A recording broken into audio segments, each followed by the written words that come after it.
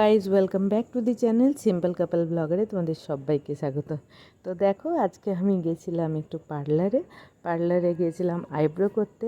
তো ভাবলাম তোমাদের সাথে ভিডিওটা শেয়ার করি, কারণ এই চ্যানেলটায় আমার সিম্পল কাপল ব্লগারে আমি যতই ব্লগ দিই বা যাই দিই না কেন, আমার হেয়ার কাটিং বা আইব্রো থ্রেডিং এইসব ভিডিও বেশি ভাইরাল হয়। তো ভাবলাম সুযোগ ছাড়া তো উচিত নয়, তাই আমি আজকে সুযোগ না ছেড়েই আবার আইব্রোর ভিডিওটা দিলাম। আশা করছি তোমরা খুব পছন্দ করবে, আশা করছি তোমরা ভালোবাসা ভরে ভরে দেবে, লাইক করবে, কমেন্ট করবে। আরও তোমরা কী ধরনের ভিডিও দেখতে চাও সেটা অবশ্যই আমাকে জানিও।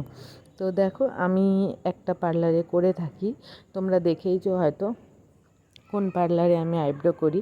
তো যে পার্লারে আইব্রো করি সে এখন অসুস্থ, যার জন্য আমি ওখানে যেতে পারছি না। তো আমি ভাবলাম যে অন্য একটা পার্লারে যাই। তো এই পার্লারে আমি যে পার্লারে এখন করি তার আগে কিন্তু আমি সবচেয়ে আগে এই পার্লারেই যেতাম। তো এখানে যিনি করেন, মানে যে মেন আছেন পার্লারে, উনি সেদিন ছিলেন না। তো আজকে যে করে দিচ্ছে আইব্রো সেটা হলো মানে আমার মেয়ের বন্ধুর মা, মানে আমার মেয়ের ক্লাসমেট একটা ছেলে ময়নাক বলে, ময়নাক চৌধুরী, তার মা। সে খুব সুন্দর কাজ করে।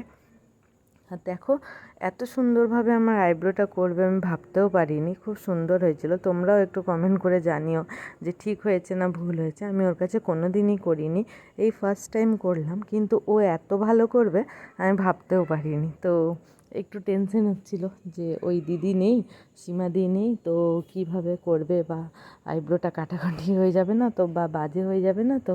কারণ নতুন আইব্রোটা এমন জিনিসই না যে মুখের পুরো স্ট্রাকচারই আইব্রোর উপরেই ডিপেন্ড করে, যতই যা বলো না কেন। তাই নয় কি? আমার সাথে কি তোমরা একমত? যদি হও জানাও। তো ওইটাই বলছি যে আইব্রোটা মানে যদি কেটে যায় বা কিছু হয়ে যায়, এই চিন্তায় কিন্তু আমি ভীষণভাবে ছিলাম।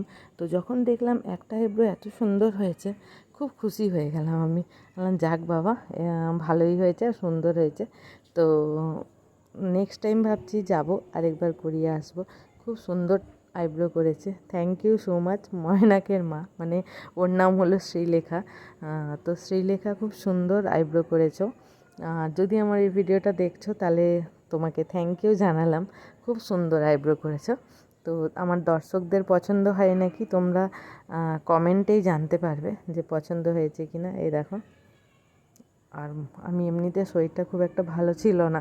তো মেয়েকে টিউশন দিতে গেছিলাম, ওই টিউশন থেকে আসার পথেই আমি কিন্তু আইব্রোটা সেরে এসেছিলাম। কারণ একটু আইব্রো বেড়ে গেলে না ভীষণ বাজে লাগে দেখতে। তো আরেকজন এসছিল তারপরে আইব্রো করতে। তো সে আগে জিজ্ঞেস করলো দিদি কই।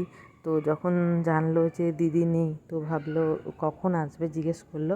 তো যেই জিজ্ঞেস করলো দিদি নেই বা এখন আসবে না, তো সে ভাবলো যে না আমি তাহলে রাত্রেবেলা করবো ফেরার পথে। তো বলে ও চলে গেল। তো আমার আইব্রোটা কেমন হয়েছে গাইস তোমরা জানাও। যদি ভালো হয়েছে কমেন্ট করো, আর ভালো লাগলে লাইক কমেন্ট শেয়ার করে দিও। Bye bye.